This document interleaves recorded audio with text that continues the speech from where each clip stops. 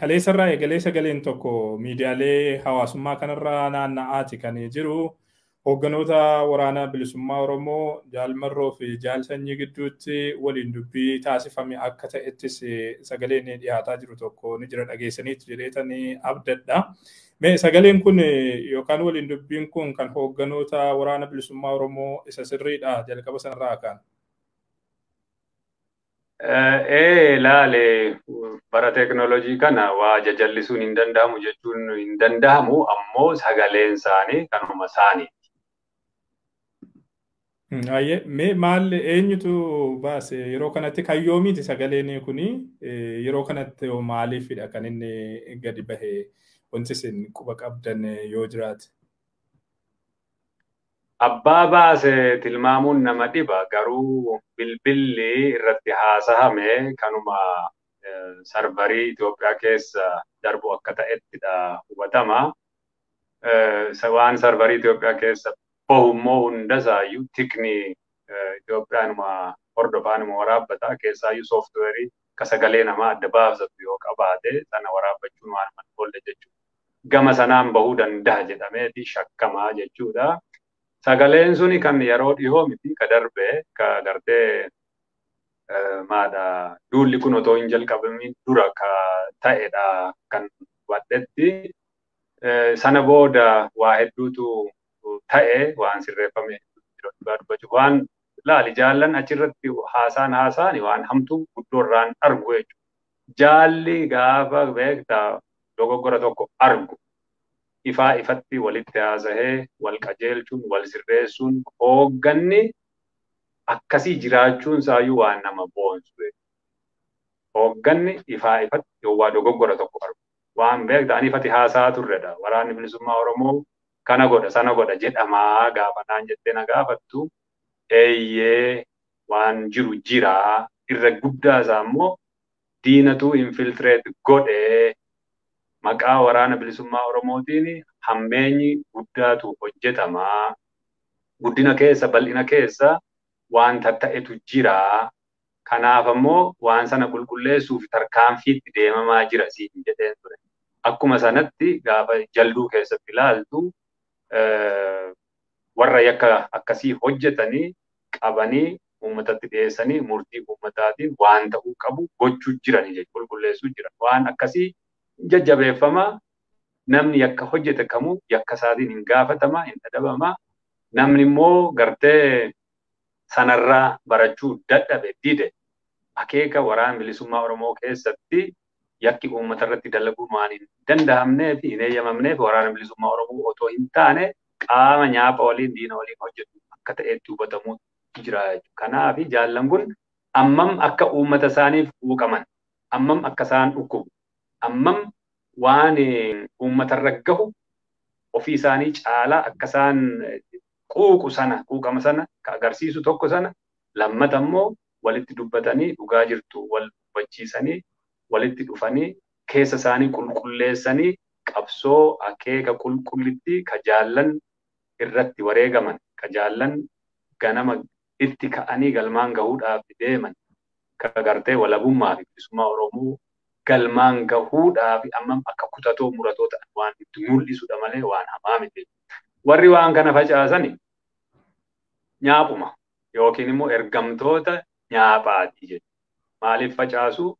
Oromooni beektaa lola kanaan waa hedduu injifannoo argamsiiste. Dhabamsiisna jedhanii itti duulanii dadhabani. Kanaaf maal gochuutti jiru? Qalbii Oromoo cabsuudhaa fi waraana bilisummaa Oromoo akka gidduu isaatti rakkoon jiru fakkeessanii mul'isuudhaa fi waan darbe fuudhanii facaasuu jiran. Warra cabinsi Oromoo isaan gammachiisu. Warri rakkoon waraana bilisummaa Oromoo keessatti yoo jiraate itti gammadantu waan kana facaasa waan kana ooludha. Kun immoo tika Abiy Ahmedii fi warra Eertiraa waliin kan wal qabatee bahee oofamu waan ta'eef uummanni Oromoo waan kana sirnaan hubatee qaamni kamuu yeroo ammaa kanatti waraana bilisummaa Oromoo gidduutti akka rakkoon dhalattu ka barbaadu hundi ka diina waliin nyaapha waliin hojjetu ta'uu jala sararee beekuu danda'u.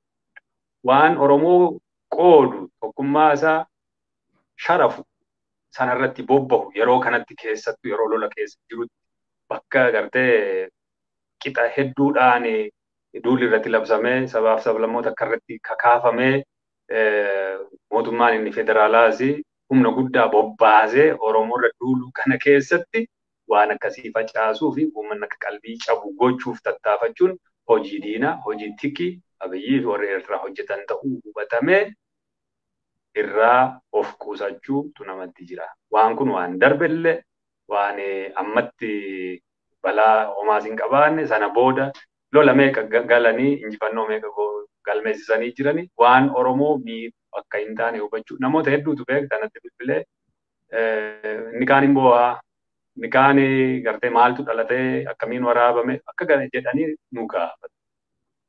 Sirriidha kana qulqulleessanii walitti himuun barbaachistuudha. Waan darbitedha. Warri waan kana oofan immoo nyaafa ta'uu isaanii qalbeeffadhu hubadhu eenyutu waan kanatti gammade eenyutu immoo waan kuni akka hin babal'anne akka gartee waan dabarte taate wal hubachiisaa jiru eenyusa jedhu adda baafachuu beektaa gaafa rakkoon akkasii dhalattu wal calaluuf wal hubachuuf eenyutu eessa dhaabbate eenyutu diina eenyu nyaafase jedhu adda baafachuu waan nama gargaaruuf akka hireetti ilaaluudha malee balaan dhuftullee tokko akka hin jiraanne jala sararee himuun barbaadaa. Tole egaa akkuma isin tuttuqxan irra jireessi sagalee kanaa seera dhablummaa gama waraana bilisummaa Oromootiin mul'atu irratti kan fuulleffatu fakkaata irra jireessi dubbii kana. Waraana bilisummaa Oromoo keessatti hedduun rakkoo seera dhablummaa kanaaf saaxilamanii jiraachuu seera dhablummaa keessa galanii jiraachuu wanti mul'isu ni jira. Waliin dubbii kana keessa kanaaf maaltu maddadha? Haala qabatamaa amma jirtu hin ibsa sirrumatti ifa gochuudhaaf jechuudha. Haala qabatamaa yeroo ammaa waraanichi irra jiru waan ibsudha jechuuf dandeenya. Laale akkuma siin jedhe wanti kun lola dura ta'e. Lolli kun gaafa banamu waraana bilisummaa Oromoo tokkoomse jechuun warrumti sirna dhabe jettuyyuu gaafa rasaasni itti dhufu yoo nyaaphan ta'e isa sanadha dura falmata. Of jiraachisuudhaaf. Beeki akkatti lafa kaa'amuu danda'u waraanni bilisummaa Oromoo inni dhugaa inni kaayyoo qabu inni akeeka sana baatee deemu saba kanaaf lubbuu tokkittii kennatee dhibbahaa sanaaf irbuu seena akka sanaan leenjifama qaramaa kaayyoon qabu sana saansakaan qabu kagartee heeraa fi sagantaa siyaasaa fi seera naamusaaf dambii adabaa jiru sanaa. Yoo ammoo gartee xiqqoo isheerraa bahu seera gartee cabsuudhaa jalqabu akkatti qajeelfamutu jira. Qajeelfamni isin tokko jalqaba kaayyoo naamusaa waraana bilisummaa Oromoo adda bilisummaa Oromootu jira. Sana namni hunduu hariiroon inni jaalasaa waliin qabu. Hariiroon inni hawaasasaa waliin qabu. Hariiroon inni hoogganasaa waliin qabu. Maal akka ta'uu qabu kalafa kaa'u itiksi jechuudha. Yoo waan namni sana cabsu akkaataatti sirreeffamu qabu. Sirna qeeqaaf of qeeqaan sirreeffamaa. Sana bira darbee gaafa deemu seeraan adabamuutti seenaa. Amma waraanni bilisummaa Oromoo yeroo gabaabaa keessatti guddina guddaa agarsiise. Lafa hedduu dhaqqabe. Tight control yookiin immoo to'annoo jabduun bakka hunda dhaqqabuun hanqinni jira. Bobbaafamuun hin jira. Quunnamtiin gartee bilbilaa fi intarneetii cicciramuun hin jira. Sababa ji'oogiraafiitiin, sababa quunnamtiitiin, sababa guddinaatiin waan dhaqalatetu jira. Kana keessa namoonni baay'eellee miti beektaa muraasuma ammoo hojiin isaanii maqaa waraana bilisummaa Oromoo xureessuudhaaf kan hin xiqqaannetu jira. Ishuma sana tolereetu gochuun barbaanne jaalla. Maaliif uummata miidhaa jira. Maqaa waraana bilisummaa Oromoo balleessaa jira. Waraanni bilisummaa Oromoo dandeettii guddaa horatee kaayyoo haqaa qabatee naamusa jabaa qabaatee yoo deeme injifannoo isaa bira gahuudhaa fi yeroon inni saafu baay'ee gabaaba. Kana keessaa yoo tokko ishee hanqise garuu yeroo injifannoo isaa irraa dheeressaa. waan jaallan irraa haasaan kan. Kanaaf haalli qabatamaa amma jiru akkuma sila siin jedhe jaallan dirreerra jiranii warra yakka kana hojjetan uummatatti fidanii tarkaanfii fudhachuutti seenanii jiran. Lolli dhalatee namni hedduun isaa lola sana keessatti hingeessu ta'u jira. Namoonni muraasi gartee waan sanatti shakkaman ammallee of dura yookiin dafanii of sirreessanii of qeeqanii yakka isaaniitiin gaafatamanii waraana bilisummaa Oromoo ta'uu. Hankanaatiin achi immoo maqaa waraana bilisummaa Oromoo akka hin xureessine waraana bilisummaa Oromoo akka hin taanetti gaggeeffamuutu jira jechuudha. Kanaaf amma lola keessa jirra. Yeroo itti waan kanallee haasofnu hin malle ammoo diinatu ajandaa kana gadi baasee nuu kenne facaase. Kanaaf hin sirreeffama hin qajeela hoogganni waraanaa kana hojjechuutti jira. Akkuma gartee jalluutti agartanii waan uummatatti dhiyaatee murtii argatutu jira. Of duras akkuma kana wanti kun itti fufee wal qulqulleessaa deema. Ammoo kanaan of qabnee wal qabnee lolli amma deemaa jiru kuni injifannoo keenyaan akka hin xumuramne kallattii yookiin focus keenya jeequudhaaf warra hojjetan kan akka gaariitti hubanne lola irratti fuulleffatee kana injifannoodhaan keessa bahee isa sana itti deebi'ee waan qulqulleeffachuu danda'u waan ta'eef ammatti hammeenyi guddaan akka gartee gaafa dubbatamee sanaatti akka hin jirre hubatamuu guutuutti jira jechuudha. Tole gama kan biraatiin dhimma kanaa wal qabatee xumura irratti osoo irratti yaada kennitanidha kanan yaadu. Egaa akkuma isin iyyuu kaastanii gam tokkoon waraana kanaaf naatoo qabaachuu irraa ka'ee yookaan humna kanatti abdachuu irraa ka'ee haalonni akkasii gaafa mudatan rifachuun ni mul'ata qaamolee garaagaraa biraa. Darbee ammoo qaamni waraana kana balleessuudhaaf yookaan humna kana dhabamsiisuudhaaf immoo yaalummoo shira garaagaraatiif sadee wantoonni inni facaasu ni jira. Tarii hooggansa waraana bilisummaa Oromoo gidduutti garaagarummaatu jira yookaan waraanni kun humna tokko ta'uudhaaf hin dandeenye jechuudhaan haalonni yaadonni deemaa jiran ni jiru. Mee sadarkaa hooggansaatti waraana kana keessa rakkoon jira kanarratti maal jettu deebiin keessan? Ilaale sadarkaa hoogganaatti kaayyoo irratti garaagarummaan hin jiru. Akkaataatti hojiitti waa hiikuuf deemamu immoo garaagarummaan hin jiraata. Mari'atamee waliigaltee irra gahama. Achi booda hojiitti hiikama. Yeroo hundayyuu beektaa yaadi gamaa gamanaa dhufee wal falmitee isa gartee isarra wayyaa ta'e fudhachuun sirnuma dimokiraasii keessatti waanuma jiru jechuudha. Garuu namni gartee adeemsa dimokiraasii ka Oromoon aalmiyaadhaan qabu dhiigaaf lafee keessaa qabu sana yoo waan namni bifa kanaan walitti haasa'u akka namni wal loleetti dhiheessuun ni jirti. Kuni maalirraa dhufti? Diktaatarummaa Habashaarraadha. Habashaan immoo gartee deebisee warrumtiin aangorra jiranii fi akka Oromoon walii hin galle, akka Oromoon ilaameedhaanii waa mari'atee furmaatatti godhatee fuulduratti hin deemne waan barbaadan immoo kana afarsuu jechuudha. Kanaaf adeemsa hojii keessatti yoo garaagarummaa qabaatte waliin haasoftee wal mari'attee dhumarratti walii galtee irra geessee hundi namaayyuu waan murtaa'e sana fudhatee hojii hiikuun nama jiraatu. Akkuma ati jette Oromoon sababa qaba. Sababa bir'atuuf yoo beeki waraanni amma jiru kuni waa jalaa ta'e filannoo biraan qabu beekta. Waan tokkittiin isaaf hafte yoo jiraatte waraana. Kanaaf akka hanqaaquutti kunuunfachuu barbaada. Yoo achitti waan xiqqoo tokko dhalattu emotional ta'a. Maaliif? Jireenya isaatu waraana kanarratti hundaa'a. Ittisa isaatu waraana kana. Gaachana isaatu waraana kana. Kanaaf mararfata. Kanaaf beekumsa isaa, qabeenya isaa, waan hunda isaa itti investi godha. Waraanni kunis kanaafidha lubbuu isaa tokkittii kennatee bakka sana jira.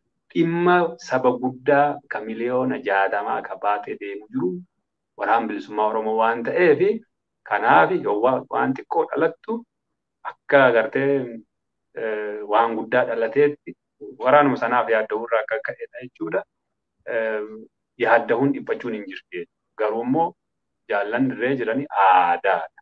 Yoo dhugaa walitti hin himne, yoo waan jirtu ifaa ifatti walitti himtee wal qajeelchaa hin deemne kwaalitiin hoogganummaallee sanarratti wal fudhachiiste wal hubachiiste rakkoo jirtu gartee sirreessuun barbaachistu.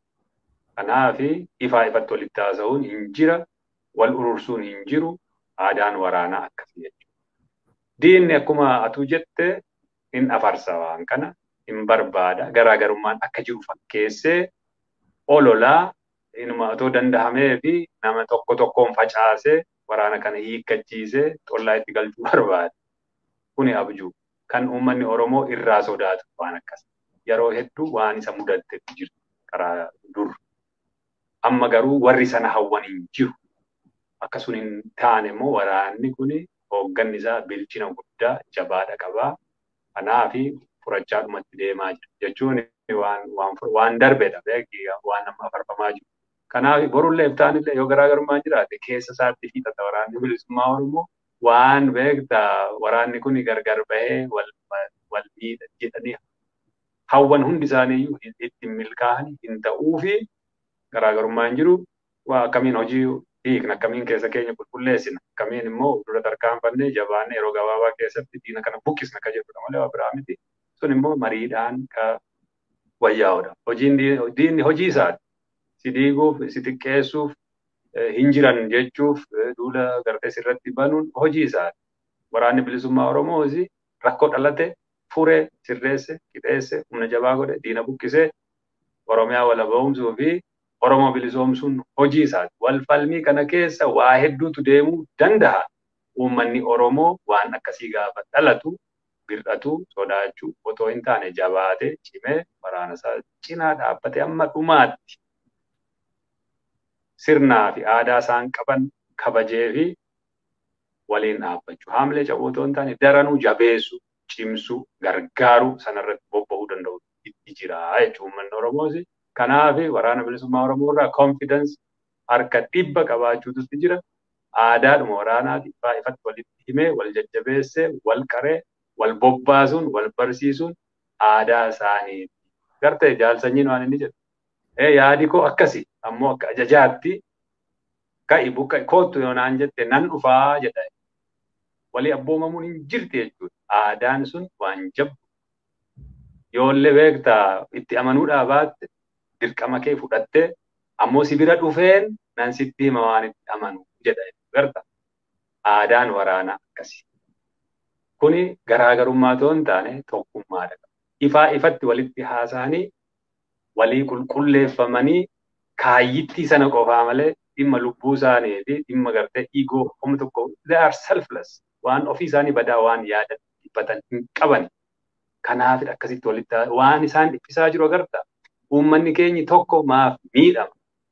Yakki maaf irratti hojjetama?